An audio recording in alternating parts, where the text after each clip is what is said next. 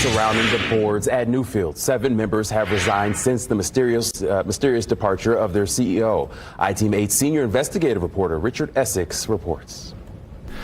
Dr. Sean Huddleston of Martin University was elected to the Newfields Board of Trustees in June of 2021 and accepted an appointment to Newfields Advisory Committee. He sent this statement. "I saw it as an extension of what we do at Martin University every day.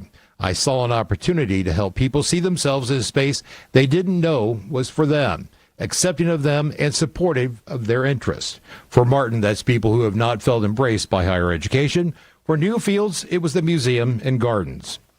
With Dr. Burnett's untimely departure, I feel that my time now needs to be spent focusing on how Martin and others who may wish to partner with us can continue that work and further any progress that has been achieved. During a phone conversation Thursday morning, Huddleston respectfully declined to discuss why Dr. Colette Pierce Burnett left, citing confidentiality.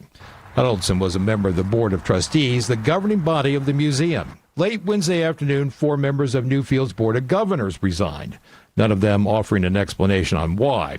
The Board of Governors is a non-governing body of volunteers that assists to define programs and events at Newfields. Dr. Pierce Burnett's departure from the 140-year-old art institution is shrouded in mystery.